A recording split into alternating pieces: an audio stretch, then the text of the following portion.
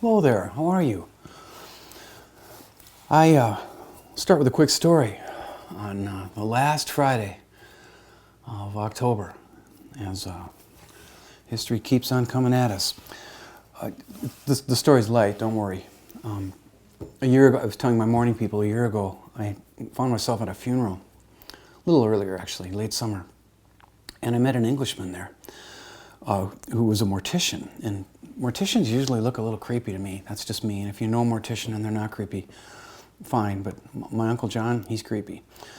But the guy was really cool. I'm like, how can you be so cool looking? You're a mortician. And he was an Englishman. And I had to ask him a couple of questions to get the conversation going. We really hit it off. I said, what brought you to the United States? And he said, well, that will be a woman, his wife. And then I had a question for him. I love asking people not from around here this question. Okay, so now I said, what I want to know right now is, what irritates you the most about Minnesotans and the way we behave and live? And he laughed and he instantly said, you people talk about the weather all the time. And I laughed too because I knew what he was saying. In England, they never talk about the weather because it's raining all the time. Why would you talk about rain? Although I love rain. And I think that's funny, and the truth is I'm a Minnesotan, totally. I love talking about the weather. I talk and think about it all the time. I'm always checking the forecast, reading the latest forecast reasoning where you get the meteorological speak. And quick, let's start with a weather report. Next week it's going to be beautiful. You are going to have highs in the 70s probably down in Mower County. And up here along Prairie Gray Eaglelands, if there is such an Eagle-ites, whatever that is, I don't know your mascot all of a sudden. We're going to have temps in the 60s on Tuesday and Wednesday. It's like a miracle. I can't believe I took the motor and batteries off my pontoon. I could be pontooning still. Maybe I'll put them back. So get out there and enjoy that weather. Get out and stay out. A couple things today. A few things today. I'd like to start out with a poem by Billy Collins that's about losing your memory. And I'm half wondering here if I've already read this poem to you. And I contacted YouTube. I don't know how this will go, but I contacted him. I said, excuse me, I'm trying to teach. I'm trying to make a living and reinvent myself as a teacher online. Can I please have YouTube within YouTube without you guys yanking my vids? I told them, I used this as the example. I said, I'm about to read a poem to my students by Billy Collins. It would really be nice to show an excerpt of Billy reading this poem at the White House for a big event. Alan Wilder, you'll remember, I showed our summer class that video. And I'll report to you what they say to me. I got so nervous about the idea of photographs being copyrighted that you saw my dorky presentation yesterday, double laptops. How stupid. But I was nervous, and I'm going to try to put some basic photographs into this vids to make things interesting for you. And if I get yanked again, I'll make it again. I want to talk about a hero of mine named Harold Bloom, Professor Harold Bloom. I want to talk about the culture of death and the idea that history really does kind of keep repeating itself. Some people think mistakenly that the study of history helps us transcend our mistakes. They're wrong. History is a lot more complicated than that, but we tend to keep falling into the same ditch again and again. And I'd like to talk in a kind of a historical way today. Because I was trained to be a historian. I've got an undergrad degree in it, even though I didn't make it my life. In the end, every teacher is a teacher of history. Everyone. We're all teaching the history of our discipline. And I got some rough material coming at you regarding what was going on in the lives of these great writers of mine that I adore so much when they were right about the age many of you are, late teens. And then I'd like to finish up today by talking about the themes of American literature. So, Forgetfulness, Billy Collins. The name of the author is the first to go, followed obediently by the title, the plot, the heartbreaking conclusion, the entire novel, which suddenly becomes one you have never read, never even heard of. As if one by one, the memories you used to harbor decided to retire to the southern hemisphere of the brain, to a little fishing village where there are no phones.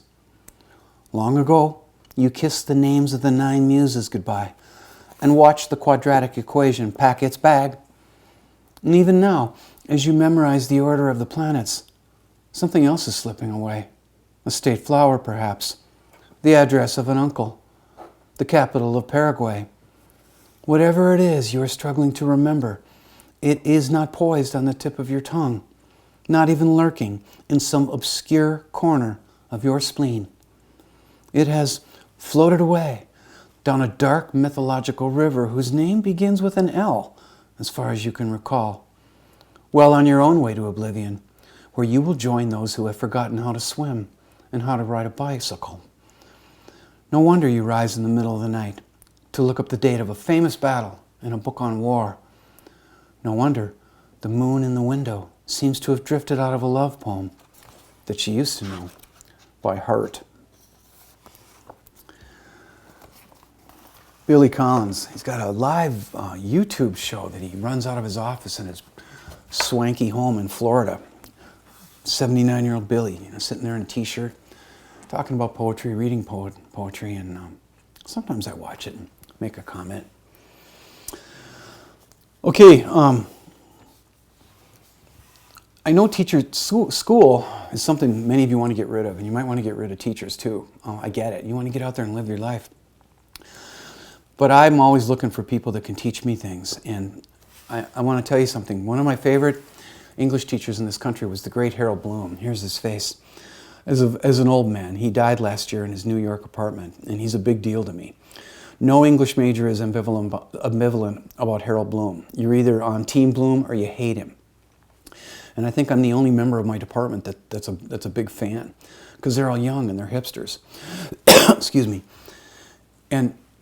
But I'm a real devotee of his. He was a very important teacher, one of the greatest our country has produced, and he wrote a lot of important books on literary criticism theory, particularly a fantastic book about Shakespeare, every single play, called Shakespeare, The Invention of the Human. But I'm going to tell you something. This is a way of talking about Hemingway. A week from today, I'm going to mask up and head up to my office. I got a cute little office at CLC in the library. And we're going to set up all my stuff, and I'm going to get ready for the Joy Harjo reading, which is November 12th. It's amazing how many schools I got on board, high school-wise.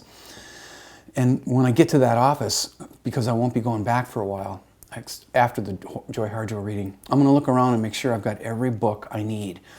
And there's a book that I left behind that I wish I could pick up and show you right now that Bloom wrote in the late 80s called The Culture of Death. It's not The Culture of Death. Sorry. The book, I'm tired. This is my third time trying to make this video.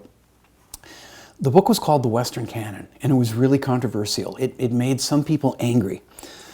And I know why, and I'll reveal it. But first, the thing about the book is that in the book, The Western Canon, Bloom argues that there's some just great experiences with art that we need to share together as a culture in order to hold together.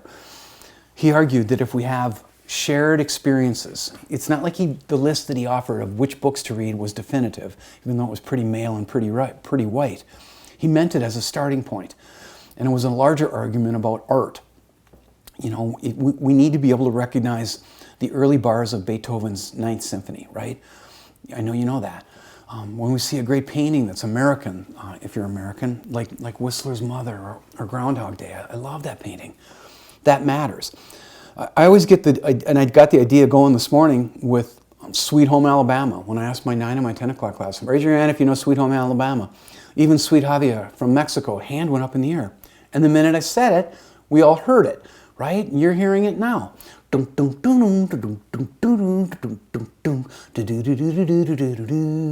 in the key of D. I know how to play it. I could prove it.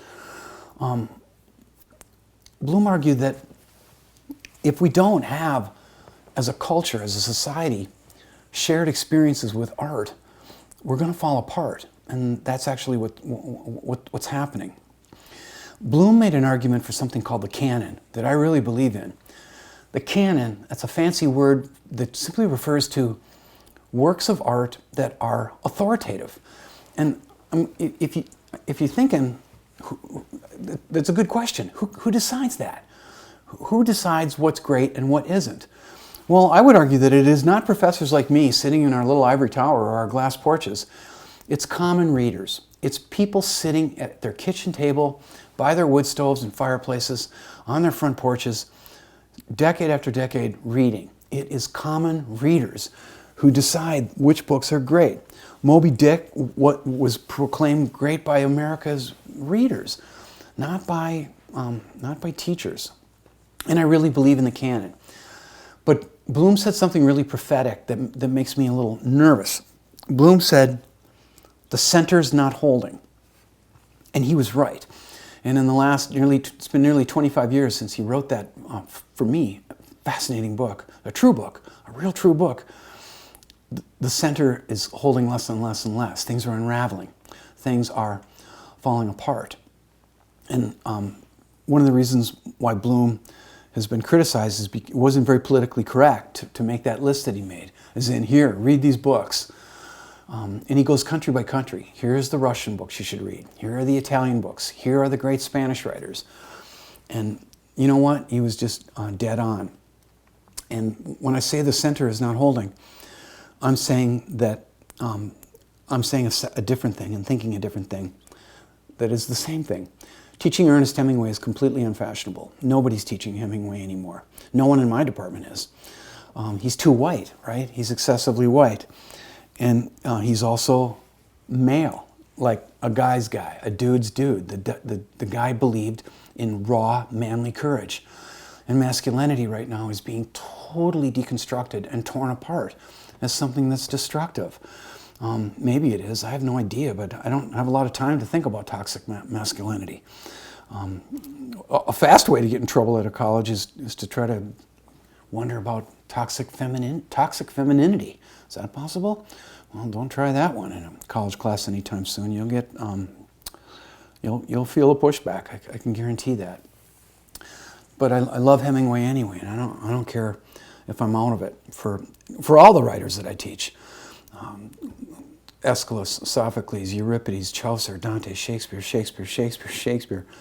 I'm going to keep pushing the big books as long as I have breath, and I still got breath.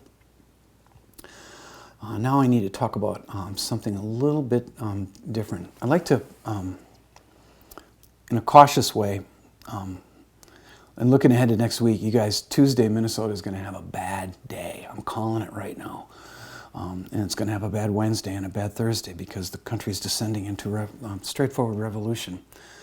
And we always get our undies in a bundle, but this is worse. And enough about that.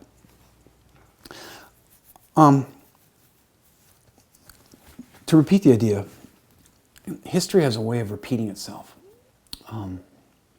The mistakes we make as a species, as a dizzy tribe, we never learn, you guys. We just don't. And here, I just want to say this. In the late teens, for a couple of reasons, let me approach the idea this way. I now have so many books that I can't find the books that I'm looking for, and that's a lifetime achievement. It's taken me years to get to this point. And there was a book I was looking for today that I simply can't find. Maybe it's in my office up north. I'll check next week. And it was a book written by a very important lost generation writer named Malcolm Cawley, who didn't produce any literature, but he was an extraordinary literary critic, and he was the champion of these writers. He's the one that made them famous. And he wrote a very important book called The Second Flowering, which teaches me to teach you a couple of things. And one of the most important things is this. I think we live in a culture of death right now. In the year 2020, I don't think human life means anything to some people. The human life means very nearly zero. And I'm not going to make political comments about that, but I feel it in my heart. Human life right now doesn't mean what it did even 2-3 years ago. I do believe that we live in a culture of death, and it's getting worse. Well, Cawley made the argument that these lost generation writers lived in a culture of death too, for a couple of reasons. One reason was that the war, just the sheer carnage of World War I. Okay, Russia lost 1.4 million soldiers. France lost 1.2 million soldiers. 600,000 in the Battle of Verdun that was fought in the winter, man, in the snow and in the mud. And the United States lost fewer, but 500,000 American boys didn't come back. from that war that they wanted to go to. And it was just horrific. Now, and there's another reason why it was the culture of death. And I'm going to be honest with you here. I've seen what's happening to us right now coming for a while. A year ago, I was in Comp 1 up in Brainerd, a younger version of me saying, okay, I got to tell you something. These lost generation writers, I'm pretending I'm looking around my classroom I'm so lonesome for. I told them what I'm telling you, but I also told them that one of the reasons for such blood was the pandemic of 1918, 1919. And I told students a year ago, we were due. I said, we have a pandemic about every 80 years, roughly century after century, about 80 years, every 80 years, a plague or a pandemic comes along. And I said, we're due, we're way overdue. And here we are. And I had students coming at me this year going, Johnson, you totally called it. Well, it's just history, it's just, science. But it cannot be overstated how horrific the flu was, the pandemic of 1918-19. It killed tens of millions of people worldwide because of the perfect vector, the soldiers getting on trains and buses and traveling around. And it really was absolutely horrible. Now, if maybe you went to the graveyard last week with that journal entry, maybe you didn't, but if you did, go again soon, you would notice something if you studied the old stones. Currently, we're in a pandemic that seems to be going after the elderly. Definitely is going after the elderly. The pandemic of 1918-1919 was a pandemic that went after children. When you're little, your immune system is really strong, and that flu caused their immune systems to overreact, and kids just drowned. So in all the cemeteries of the world, I could take them to you here and show you the gravestones.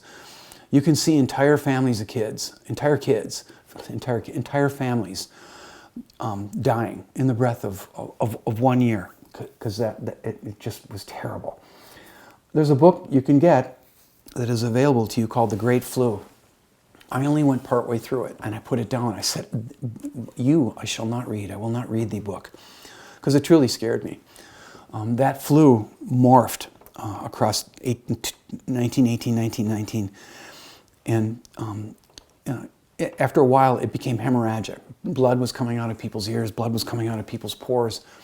And many people, if they survived it, it gave them schizophrenia. So, well, congratulations, you survived the flu, but now you're nuts. And so there was a mood, right? There was a heavy mood planet-wide that these guys had to bear up under. And Catherine Ann Porter wrote a story about the flu called Pale Horse, Pale Rider, and that's important. Now I'm going to cut this and start another vid up. So we've got that. We've talked a little bit about toxic masculinity, i.e. Hemingway. We've talked about a culture of death that we are re-inhabiting now in these very strange days of 2020. I'd like to talk for a little while about the themes of American literature. I conducted a kind of an experiment today that was fun. I had to do it differently than I do it usually. There's 3 themes in American literature, for me. Probably more, but let's keep it simple. And here's what I did with my Zoom squares, my Brady Bunch Zoom square people this morning for my 9 and my 10 o'clock classes. I said, take out a piece of paper and write down a place that you'd like to go to for a week, for a vacation. Let's imagine that I could give you the money so you could go. And I had only one constraint. I said, write the place down, the state, the city, wherever, but keep it in the United States of America.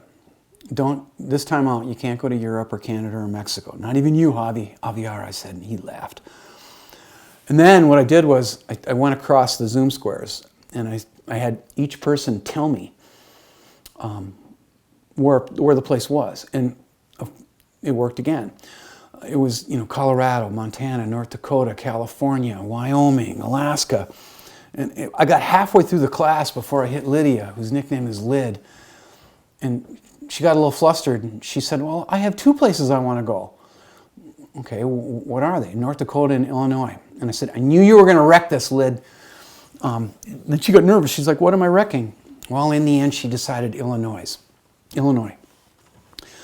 So here's the thing. This is not a complicated idea.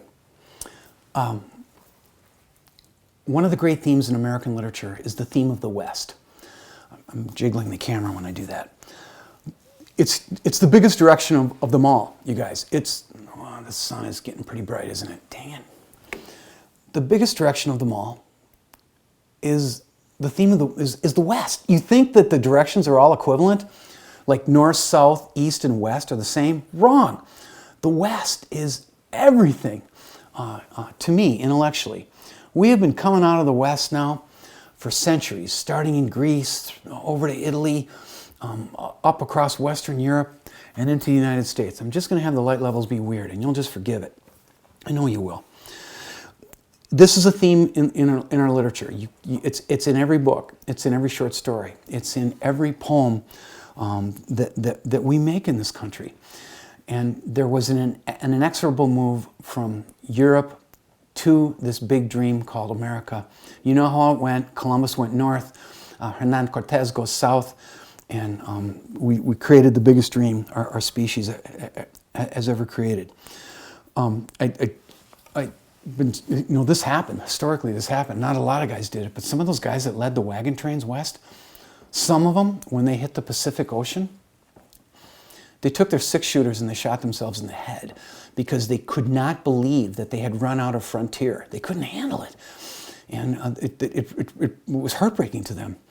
And I lived it myself when I was stealing my best friend's girlfriend, who I married when we were young, before we got married. She couldn't make up her mind. And she said it, I can't make up my mind. I need space. I need room. I said, okay, I'm going to go hitchhiking. I'm going to give you 3 months. When I come back, I want an answer. Are you entering into a story with me or not? And she did.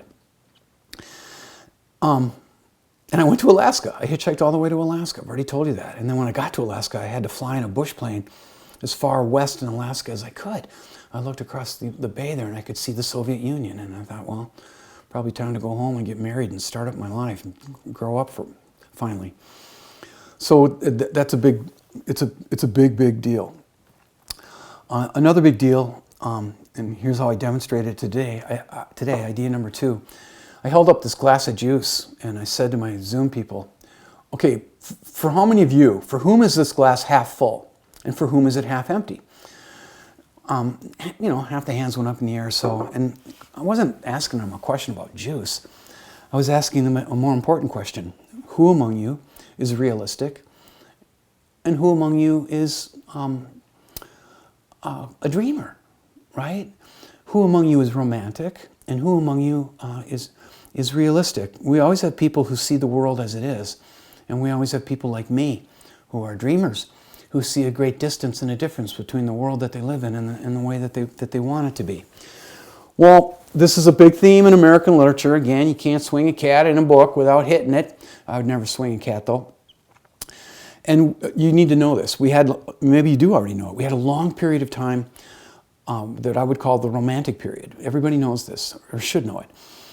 The Romantic period was a period of time when there was, in this country, you could not walk into a drugstore and buy a dime novel that had a sad ending. That was an impossible idea back then. Every book had a happy ending. Guy gets the girl, and on the last page, the hero is still alive, heading into the sunset, which, of course, is west.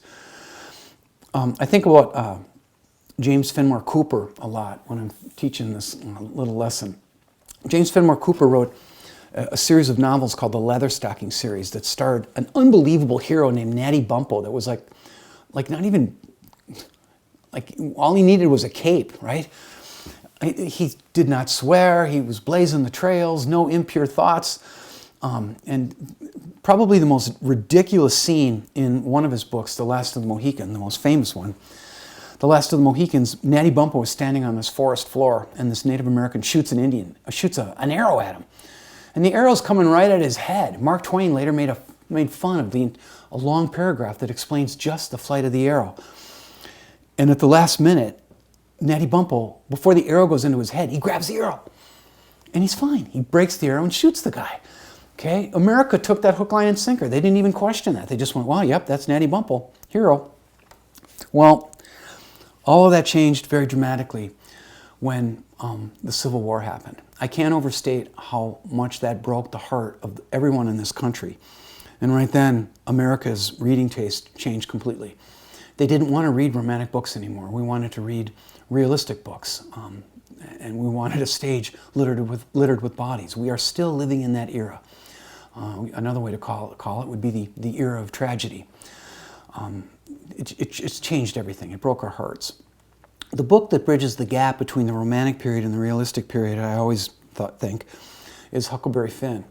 And that's because Twain started that novel before the Civil War, put it on a shelf, almost burned it, and then took it down and finished it after the Civil War. And that's why the book has a mashup of both. We have tremendous romantic moments in that story, where Huckleberry's laying on Jackson's Island, smoking, truant, looking up at the stars. But we also have child abuse in that novel. That's shocked America. The darkness of alcoholism. Pap, Huckleberry's dad, who I hate actively. America couldn't handle it. That's why it was a censored book. It still is one of the most censored books in the history of American literature.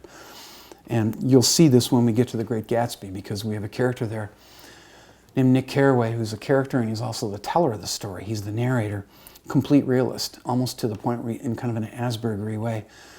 And we have one of the biggest dreamers in American literature, Jay Gatsby.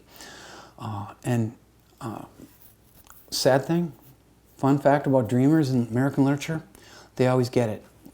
Off with their head, as the line goes in Shakespeare. The dreamer is always punished. We have one simple final theme in American literature, which is straightforwardly freedom. We're obsessed with freedom. We really, truly are. And that's why lockdown was so hard in a country that understands freedom like no other. And that freedom is going to be threatened again soon. I'm going to call this too. Totalitarianism is on the rise. Fascism, the ideologies of the world are going to take our freedom away again. I've already said this too. I think there's another disease coming. I can feel it in my bones. And my intuition is seldom wrong. Saying sad stuff, but you know, we got to, well, we're after the truth, aren't we? Aren't we after the truth? I almost forgot to mention something regarding the motif of the dreamer, the leitmotif of the dreamer. That's a German phrase that means the deal. Having taught it, I want to tell you, this is almost my last thought. I want to tell you that having taught at an international high school, I can tell you that you can ask all the kids of the world what the American dream is, and they know. You can ask Chinese kids, Austrian kids, and a half from Thailand, Vietnam, Japan. You can say, hey, when you hear the phrase American dream, what do you think of? They know. They just know. They start saying, sort of spitting out the cliches that I believe in. The family, the nuclear family, the white picket fence, the dog, dad comes home at the end of the day, dinner, a little house, 2 cars in the garage, chicken in every pot, right? They all know it. But here's something you probably don't know. There's no Chinese dream. There's no great Japanese dream that I'm aware of. There's no great Austrian dream. Everybody's dream is the American dream. And to say this gently but clearly, that's why everybody's coming, you guys. Everybody's coming. Look around down in Austin. Look around in Long Prairie Grey Eagle. Half of that school delightfully has brown skin. Sweet our brothers and sisters from Mexico are coming north for a better life. Everybody's coming, you guys. And I think there's room. So let me get this edited up, and I hope this works, and I hope it doesn't get yanked. And let's for once get you a vid on the day that you deserve it, which is class day, the Friday video out on Friday. How's that for a change? And my wife is doing parish secretary stuff, but when she gets back, I'll whip over to St. John's and upload from my truck because the virus is angry there. Stay safe, be well. I know I keep saying the same stuff, but it's true. I love you guys.